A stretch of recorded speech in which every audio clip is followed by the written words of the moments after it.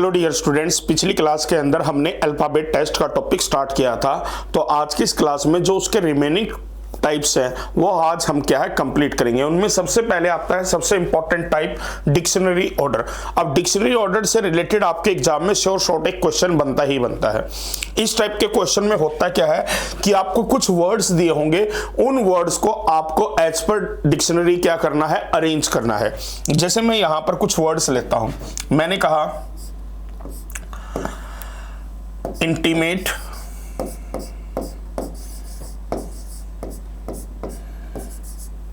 एक वर्ड लिया मैंने इनिशिएट, एक वर्ड लिया मैंने इंस्टीट्यूट,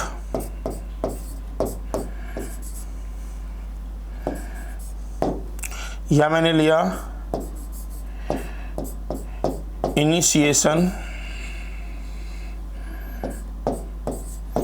कुछ भी रैंडम क्या है, हमने कुछ वर्ड्स ले लिए। अब इन वर्ड्स को हमें क्या है डिक्शनरी के अकॉर्डिंग अरेंज करना है। अब इंग्लिश डिक्शनरी में कौन सा वर्ड पहले आता है, तो उसके लिए हम क्या देखेंगे कि इंग्लिश अल्फाबेट के अंदर जिस वर्ड का लेटर पहले आता है तो इंग्लिश डिक्शनरी में वो वर्ड भी पहले आता है। जैसे यहां पर आप एक कॉमन चीज ध्यान दीजिएगा, यहां पर जितने भी वर्ड्स आपको दिए गए हैं इन सभी वर्ड्स का जो पहला लेटर है वो क्या है, सेम है। यहां भी आई है, यहां भी आई है, यहां भी आई है और यहां भी आई है। सेकंड लेटर पर आप ध्यान दोगे तो इस वर्ड का एन है, सेकंड वर्ड का एन है, थर्ड वर्ड का भी एन है और फोर्थ वर्ड का क्या है, एन है। अब फर्स्ट वर्ड का थर्ड लेटर टी है, सेकंड का आई है, इसका एस है और इसका क्या है, आई है। अब आप जानते हैं, यानी आपने कहा कि फर्स्ट वर्ड का जो थर्ड लेटर है वो डिफरेंट आया टी, और सेकंड का आई आया, थर्ड का आपका एस आया और फोर्थ का आई आया। अब आप जानते हैं इंग्लिश अल्फाबेट में पहले क्या आता है, आई आता है। तो इसका मतलब क्या है, सेकंड और फोर्थ जो है ना वो इंग्लिश डिक्शनरी में पहले आएंगे वर्ड। बट आई से तो काम नहीं बनेगा। यहां पर देखो आई के बाद टी है तो यहां भी टी है फोर्थ वर्ड में, सेकंड वर्ड में टी के बाद आई है तो फोर्थ वर्ड में भी टी के बाद आई है, सेकंड वर्ड में टी आई के बाद ए है तो यहां भी फोर्थ वर्ड में भी आई के बाद ए है। फिर यहां पर सेकंड वर्ड में ए के बाद टी है तो फोर्थ वर्ड में भी टी है। फिर आता है आपका सेकंड वर्ड में ई और यहां पर आई, तो ई और आई में पहले क्या आता है, तो आप कहेंगे ई आता है। ई और आई में पहले क्या आता है, ई आता है। तो इसका मतलब सीक्वेंस में इंग्लिश डिक्शनरी में सबसे पहले आपका कौन सा वर्ड आएगा, सेकंड आएगा। फिर उसके बाद कौन सा आएगा, आपका फोर्थ आएगा। वहीं यहां पर तो थर्ड लेटर थर्ड वर्ड का एस था और यहां थर्ड लेटर फर्स्ट वर्ड का टी था। एस और टी में इंग्लिश अल्फाबेट में पहले क्या आता है, एस आता है, तो फिर आएगा आपका थर्ड वर्ड और फिर आएगा आपका फर्स्ट वर्ड। तो यानी इस तरीके से इंग्लिश डिक्शनरी के अंदर क्या होंगे, अरेंज होंगे। अब कुछ क्वेश्चन पर ध्यान देते हैं जो पिछले कुछ वर्षों में पूछे गए हैं। आरएमएस एग्जाम में ये क्वेश्चन आया था, यहां पर कहा है arrange the given words as per order of the English dictionary. अब यहां पर आप ध्यान देंगे बच्चों, तो यहां पर आपने क्या देखा, हर वर्ड का पहला लेटर क्या है, पी है, सेकंड लेटर क्या है, आर है, थर्ड लेटर क्या है, ओ है। बल्कि जो फोर्थ लेटर है फर्स्ट वर्ड का वो क्या है, टी है, सेकंड वर्ड का फोर्थ लेटर बी है, थर्ड वर्ड का फोर्थ लेटर वी है, फोर्थ वर्ड का फोर्थ लेटर क्या है, पी है, और फिफ्थ वर्ड का फोर्थ लेटर क्या है, जे है। अब मैं आपसे पूछूं कि इन सभी दिए गए लेटर्स में इंग्लिश अल्फाबेट में पहले कौन सा लेटर आता है, तो आप कहेंगे सर बी आता है। तो इसका मतलब सीक्वेंस में सबसे पहले आएगा आपका सेकंड वर्ड। फिर टी वी पी जे में क्या आता है, पहले तो आप कहेंगे जे, तो फिर आएगा आपका फिफ्थ वर्ड। फिर उसके अलावा मैं बात करता हूं पी वी टी में पहले क्या आता है, तो आप कहेंगे पी आता है, फिर आएगा आपका फोर्थ वर्ड। अब देखो एग्जाम के अंदर ना ऑप्शन पर आप साथ के साथ ध्यान देंगे तो हमारे क्वेश्चन का आंसर ऑलरेडी आ चुका है बच्चों, क्योंकि सेकंड फिफ्थ फोर्थ की सीक्वेंस एक ही ऑप्शन में दी है। पर यदि मैं बात करूं फर्स्ट और थर्ड की, टी और वी में पहले क्या आता है, टी आता है और फिर आपका क्या आता है, वी आता है। तो इस तरीके से हमें क्या है बच्चों, वो अरेंज करने हैं किसमें, अल्फाबेटिकल ऑर्डर के अकॉर्डिंग इंग्लिश डिक्शनरी में। नेक्स्ट है, ये भी आपका आरएमएस एग्जाम में वर्ड आया था। यहां पर आपको 4 वर्ड दिए गए हैं, स्लंग, स्लंग, स्लम्प और स्लम। इनमें सबसे पहले क्या आएगा, तो देखोगे पहले तीनों लेटर सभी के कॉमन है, S L U, S L U, S L U, S L U. Fourth letter इसका क्या है, आपका एम है। इसका भी फोर्थ लेटर एम है, इसका फोर्थ लेटर एन है और इसका फोर्थ लेटर एन है। पहले तो एम आता है, एम के बाद यहां पी है, पर एम के बाद यहां कुछ भी नहीं है, तो सबसे पहले आपका आएगा डी वर्ड, फिर आएगा आपका सी वर्ड। एन के बाद इसमें क्या है आपका के है और एन के बाद जी है, तो जी और के में पहले क्या आता है, जी आता है, तो फिर आएगा आपका बी वर्ड और फिर आएगा आपका लास्ट में ए वर्ड। अब ये किस ऑप्शन से मैच कर गया, ऑप्शन ए से, तो क्वेश्चन का राइट आंसर ऑप्शन ए होगा। नेक्स्ट क्वेश्चन, अब देखना एक और क्वेश्चन किस टाइप से एग्जामिनर दे सकता है, जैसे ये क्वेश्चन सैनिक स्कूल एग्जाम में आया, if we arrange the given words in alphabetical order which word would come at last place, choose the correct alternative। ठीक है ना, अब दिए गए वर्ड्स को हम इंग्लिश डिक्शनरी के अकॉर्डिंग अरेंज करते हैं तो कौन सा जो है ना वो लास्ट में आएगा। तो यहां पर आपने क्या बात ध्यान दिया, हर वर्ड का पहला लेटर क्या है, आर है, दूसरा लेटर फर्स्ट वर्ड का ओ है, सेकंड का ए है, थर्ड का ई है और इसका भी क्या है, ई है। अब आपको लास्ट में बताना है इन चारों लेटर्स में, इंग्लिश अल्फाबेट में लास्ट में क्या आता है, ओ आता है, तो ये कंफर्म हो चुका है कि यही वर्ड सबसे लास्ट में आएगा, क्योंकि हमें तो वही वर्ड सेलेक्ट करना था जो सबसे लास्ट में आएगा। तो ये क्लियर हो चुका है कि option A will be the right answer. Next, if we arrange the given words in alphabetical order, which word would come at the second place? Choose the correct alternative। अब इनमें से बताना, इन दिए गए वर्ड्स में से सेकंड प्लेस पर कौन सा लेटर आएगा। तो यहां पर आपने क्या देखा, हर वर्ड के पहले दो लेटर सेम है, पी और एल। फर्स्ट वर्ड का जो थर्ड लेटर है वो ए है और सेकंड वर्ड का भी ए है और थर्ड वर्ड का ई है और फोर्थ वर्ड का भी क्या है, ए है। ठीक है ना, अब ए के बाद इसमें क्या आता है आपका, एन आता है, ए के बाद इसमें आई आता है और ए के बाद इसमें वाई आता है। ठीक है ना, ये तो कंफर्म हो चुका है कि सबसे पहले अब आपका ये वाला आएगा, ये फर्स्ट पोजीशन पर जाएगा, क्योंकि सॉरी सबसे पहले आपका ये आएगा आई, क्योंकि आई एन वाई में पहले क्या आता है, आई, ये आएगा फर्स्ट पोजीशन पर और ये आएगा आपका सेकंड पोजीशन पर, क्योंकि एन और वाई में एन पहले आता है और हमें सेकंड प्लेस का वर्ड बताना था, तो कंफर्म हो चुका है क्वेश्चन का आंसर क्या बनेगा, प्लेन वर्ड बनेगा। और देखो किस टाइप के क्वेश्चन है, जैसे ये देखो, arrange the given words in alphabetical order and choose which word comes first. अब हमें बताना है इनमें सबसे पहले कौन सा वर्ड आएगा। तो आप देखेंगे यहां पर आपने क्या देखा, चारों ऑप्शन के जो पहले दोनों लेटर हैं वो क्या है, सेम है। थर्ड लेटर फर्स्ट वर्ड का क्या है, ई है, बी ऑप्शन का क्या है, बी है, सी ऑप्शन का थर्ड लेटर क्या है, ए है, डी ऑप्शन का थर्ड लेटर क्या है, पी है। तो इनमें सबसे पहले क्या आएगा, ए आएगा, तो इसका मतलब है ये वाला वर्ड क्या है आपका फर्स्ट प्लेस पर आएगा, ये वाला वर्ड आपका फर्स्ट प्लेस पर आएगा। अब देखो बच्चों, ये तो बात होगी इंग्लिश डिक्शनरी के क्वेश्चन, और इन क्वेश्चंस की आप क्या है असाइनमेंट जो आपको मिलेगी उसके तहत आपको प्रैक्टिस करनी है और इसी सीक्वेंस में जैसा मैंने आपको सिखाया है। अब क्वेश्चन आते हैं कुछ अरेंजमेंट और पैटर्न के ऊपर बेस। अरेंजमेंट और पैटर्न के ऊपर बेस क्वेश्चन कैसे होते हैं, जैसे इन क्वेश्चंस के अंदर आपको ना कोई एक सीरीज दे दी जाती है। सीरीज आपकी क्या है, या तो नंबर्स की कोई सीरीज दे दी जाएगी, या कई बार क्या होता है लेटर्स की सीरीज दे दी जाती है, या कई बार क्या होता है नंबर्स, लेटर्स और सिंबल्स को कंबाइन करके कोई सीरीज दे दी जाती है।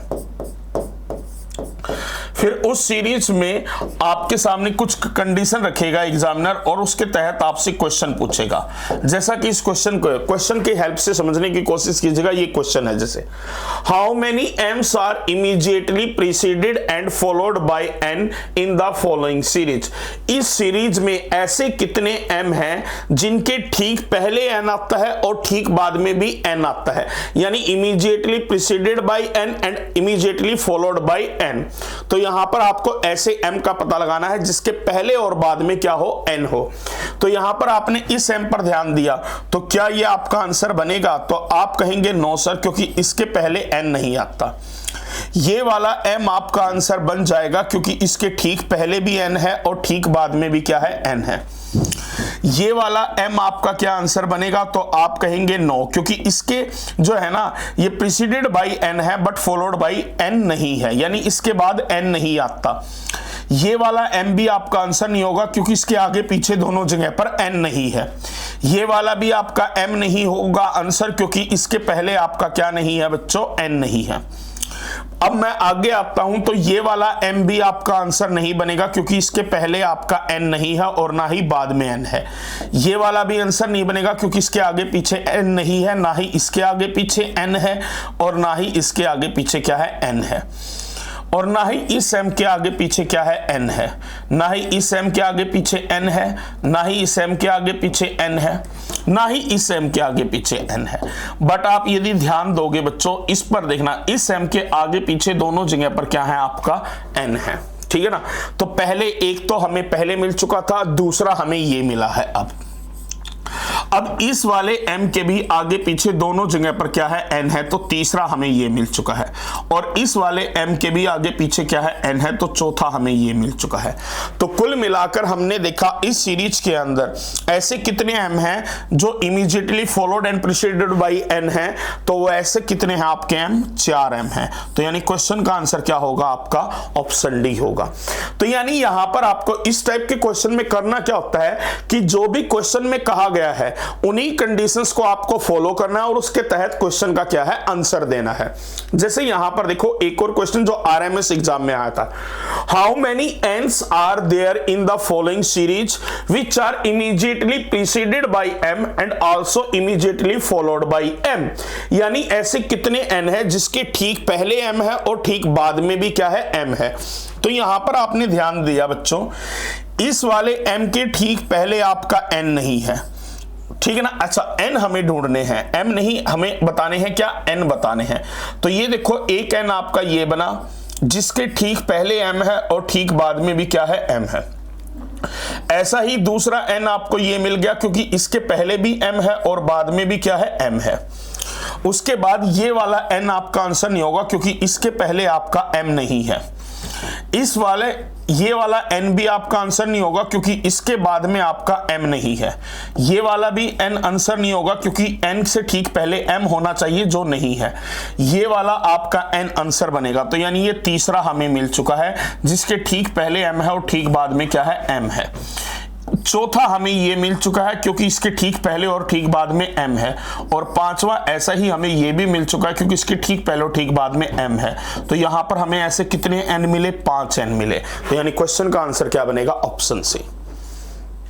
Next, how many A are there in the following series which are immediately followed by B as well as immediately preceded by Z. ऐसे कितने ए हैं जिसके ठीक बाद बी है और ठीक पहले क्या है, जेड है। ठीक है ना, जो बी द्वारा फॉलो किए गए हैं और प्रीसीडेड बाय जेड है। ठीक है, तो यहां पर देखो यानी ए से पहले कंडीशन क्या है, ए से पहले आपका जेड आना चाहिए और ए के बाद क्या आना चाहिए, बी। तो आपको जैब यानी ये जैब का कॉम्बिनेशन देखना है। ठीक है ना। अब यहां पर आपको जैब का कॉम्बिनेशन देखना है कुछ इस प्रकार।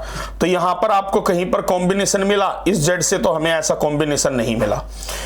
ठीक है ना, इस जेड से, क्योंकि यहां पर हमें तो ए ढूंढना है। तो इस ए से पहले तो जेड है पर ठीक बाद में क्या है, बी नहीं है।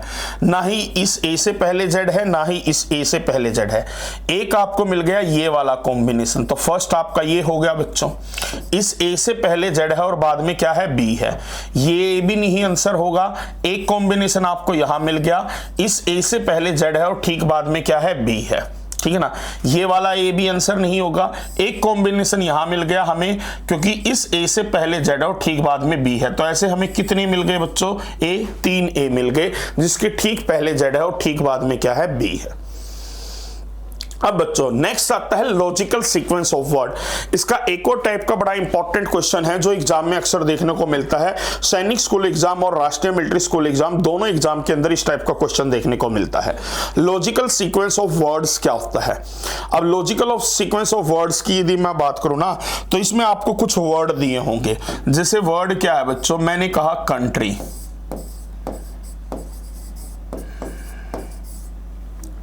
मैंने कहा विलेज,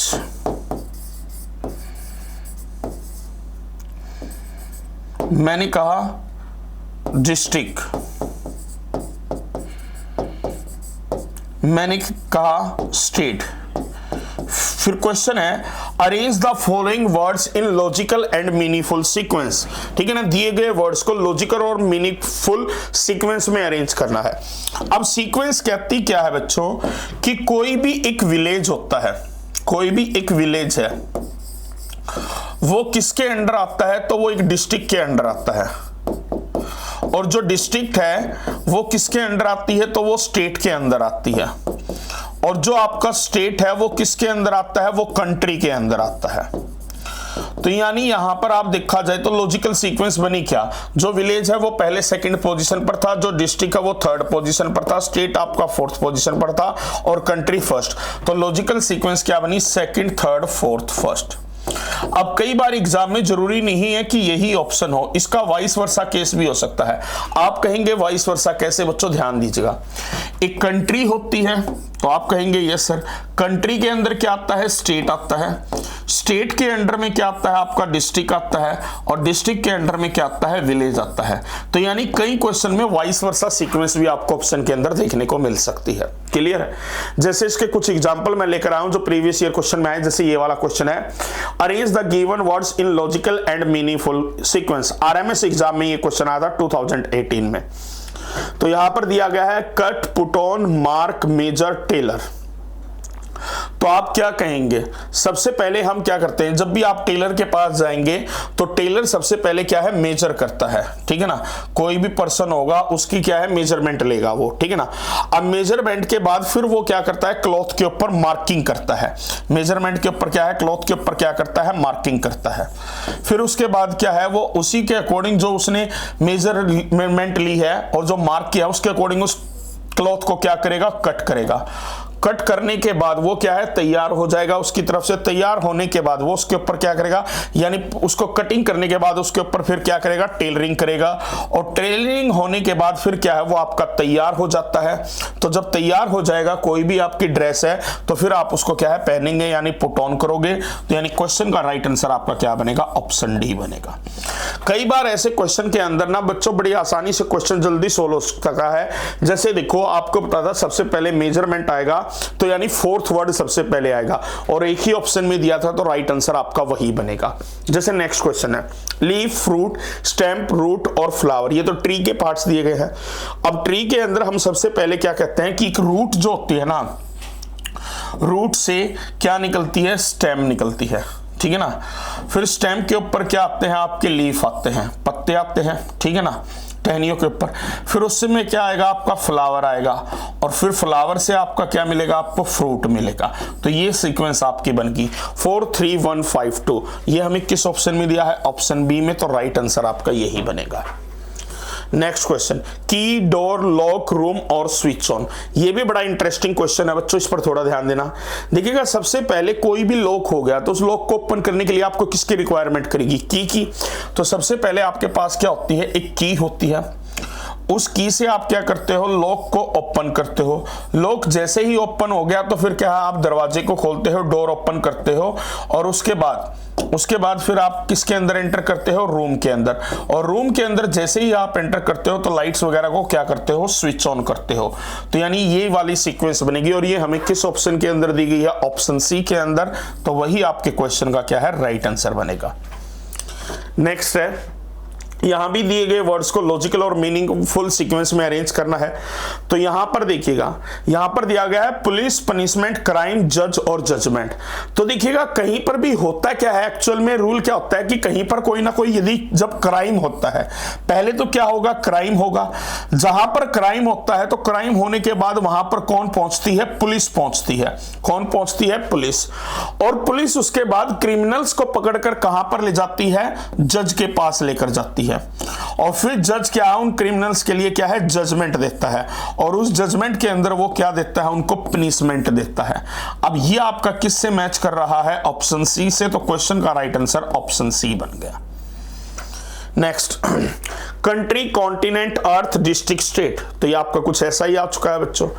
तो इसके अंदर आप कहेंगे सबसे पहले सर डिस्ट्रिक्ट होगा, और जो डिस्ट्रिक्ट है ना वो स्टेट के अंदर आता है, और जो स्टेट है ना वो कंट्री के अंदर आता है, और कंट्री आता है आपका कॉन्टिनेंट के अंदर, और कॉन्टिनेंट आता है आपका अर्थ के अंदर। तो अब आपने देखा ऐसा तो कुछ ऑप्शन नहीं दिया गया है, तो मैंने पहले क्वेश्चन में लिया था बच्चों, कई बार वाइस वर्सा भी होता है। वाइस वर्सा कैसे? आप कहेंगे कि एक अर्थ है, अर्थ में क्या है, अलग अलग कॉन्टिनेंट है, अलग अलग कॉन्टिनेंट में डिफरेंट डिफरेंट कंट्रीज हैं, अलग अलग कंट्रीज के अंदर में डिफरेंट डिफरेंट स्टेट्स हैं, और डिफरेंट डिफरेंट स्टेट्स में क्या है, अलग अलग डिस्ट्रिक्ट्स हैं। तो यानी इसका वाइस वर्सा भी हो सकता है बच्चों, और ये वाइस वर्सा हमें ऑप्शन के अंदर दिया गया है बी के अंदर, तो यानी राइट आंसर ऑप्शन बी बनेगा। यानी इनकी ये दोनों लॉजिकल सीक्वेंस बन सकती थी। नेक्स्ट अगला क्वेश्चन बच्चों, arrange the given words in logical and meaningful sequence. RMS 2024 के एग्जाम में लेटेस्ट ये क्वेश्चन आया है। यहां पर आप ध्यान दोगे तो यहां पर आपने क्या चीजें देखी बच्चों, थोड़ा सा ध्यान देना।